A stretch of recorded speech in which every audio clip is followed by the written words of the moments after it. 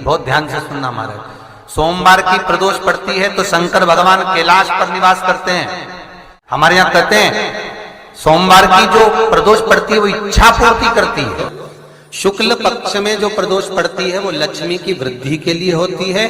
कृष्ण पक्ष में जो प्रदोष पड़ती है वो रोग और बीमारी को मिटाने की होती है। तो जितने उपाय आपको प्रदोष के बताए जाते हैं उस हिसाब से आप करो कि शुक्ल पक्ष की प्रदोष है तो लक्ष्मी का कोई उपाय करना है तो हमें शुक्ल पक्ष की प्रदोष पे करना है। अगर हमें बीमारी से निपटने का कोई इलाज करना है या कोई उपाय करना है तो उसको कृष्ण पक्ष की प्रदोष पर करना। अब शुक्ल पक्ष की प्रदोष, उसकी प्रदोष का दिन था, बैठा हुआ था।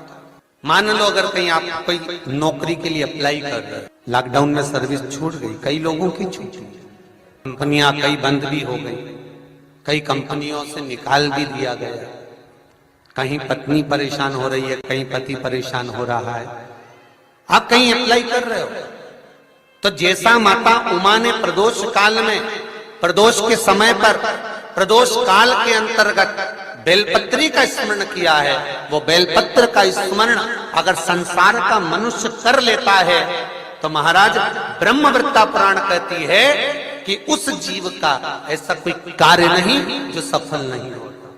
महाराज मेरा निवेदन रहेगा, किसी एग्जाम में आप बैठ रहे हो, इंटरव्यू के लिए जा रहे हो, किसी कार्य के लिए जा रहे हो, नौकरी नहीं लग रही, सर्विस नहीं लग रही, तो महाराज तांबे के कलश में 11 बेलपत्र को रखा जाए और तांबे के कलश में 11 बेलपत्र रखकर उसमें 11 सफेद पुष्प को डाला जाए। लाल चंदन घिसकर कटोरी में लेकर जाइए। प्रदोष के दिन, शुक्ल पक्ष का जो प्रदोष पड़ जाए उसके दिन शंकर के शिवलिंग पर लाल चंदन लपेटने से पहले शंकर की जो जलाधार, शंकर भगवान का संपूर्ण परिवार जलाधारी में विराजमान है। शिव महापुराण कहती है, माता उमा का चरित्र कहता है, कोई एग्जाम में बैठ रहे हो, कोई कंपटीशन एग्जाम में बैठ रहे हो और चाहते हो कि मेरी नौकरी इसमें लगना ही चाहिए, तो लाल चंदन का लेपन आपको इस पूरी जलाधारी पर करना है।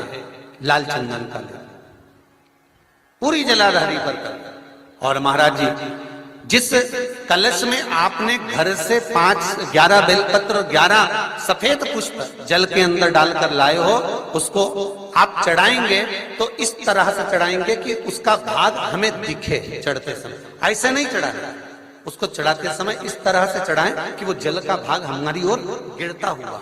महाराज जब आप वो समर्पित कर दें, बेलपत्र पुष्प आदि सभी चीजें, उस चंदन का एक थोड़ा सा भाग पूरी जलाधारी पर हाथ फेर कर अपने दरवाजे पर आते आते उसका स्पर्श कर दें। जिस दरवाजे से आप एग्जाम देने के लिए जाओगे, जिस घर से आप जाओगे, अपने घर के किसी भी दरवाजे पर उसका हाथ लगा दें या कोई स्थान को छू लें।